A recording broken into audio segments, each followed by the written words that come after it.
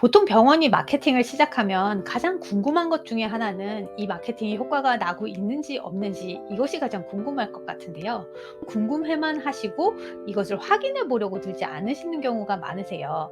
또는 광고 대행사에서 가져다 주는 그 데이터만을 확인을 하고 효과가 있다 없다를 판단하시는 경우가 있는데, 이보다는 실제 병원 입장에서 데이터를 조금만 수집을 해서 분석을 해 보시면 생각보다 굉장히 많은 것을 알 수 있으세요. 저 같은 경우 마케팅을 시작한 초반에 크게 딱 4가지의 데이터를 수집을 해서 분석을 하면서 병원 마케팅 데이터를 어떻게 활용할지에 대해서 배우기 시작을 했는데요. 가장 처음에 제가 한 것은 공책에다 월별로 매출을 적은 거예요.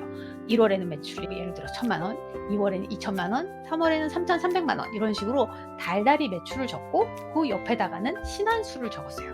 그리고 그 옆에다가는 무엇을 적었냐? 환자의 내원 경로를 적었죠. 되게 익숙하죠. 신원 보고서. 우리가 보통 많이 작성하는 신원 보고서인데, 요 보고서에다 온라인 마케팅을 통해서 얻어진 데이터를 붙이는 거예요. 저 같은 경우 초반에 많이 붙였던 거는 조회수, 될 수 있으면 홈페이지, 블로그, 스마트 플레이스, 지식인 다양한 마케팅을 하고 있다면 각각의 채널에서 우리가 얼마나 많이 조회되고 있는지를 통계해서 뽑아냈어요. 되게 쉬워요. 각각의 채널들은 대부분 통계 자료를 갖고 있고, 그 통계 자료를 보고 월별로 우리가 얼마나 노출됐는지를 작성을 한 거예요.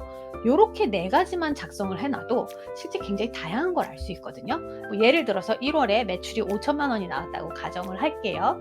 그럼 그 5,000만 원을 만들어내기 위해 신안이 몇 명이 왔는지를 비교를 하잖아요. 그리고 그 신안이 실질적으로 내원을 어떤 경로를 통해서 했는지 확인을 하면, 우리 병원에는 예를 들면 100명의 환자 중에 정확히 30명이 인터넷을 보고 왔구나를 파악을 할 수 있고, 그 30명이 내원을 하기 위해서 온라인상에서 우리가 환자들한테 몇 번이 조회가 됐구나를 파악을 할 수 있어요.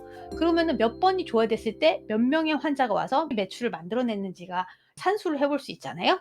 그렇게 되면 얼마 정도의 매출을 내기 위해서 실제 마케팅비로 얼마를 쓴 거구나라는 산수를 할 수 있어요. 이렇게 데이터를 만들어서 수치화하고 나면 실제 지금 하고 있는 마케팅이 효과가 있는 건지 없는 건지에 대해서 좀 더 파악을 하기가 쉬워져요. 시간이 지날수록 달달이 데이터가 쌓이고, 그것이 연간으로 데이터가 쌓이게 되면 분석을 하면서 어떤 마케팅이 더 효과가 있고 어떤 마케팅이 우리에게 더 유리한지를 파악하는 기본 베이스가 돼주고, 이런 식으로 크게 4가지만 갖고 분석을 하다 보면 여기다가 이것저것 추가하고 싶어지면서 더 큰 데이터를 보고 의사결정을 올바르게 할 수 있는 나만의 노하우가 생긴답니다. 한번 해보시기 바랍니다.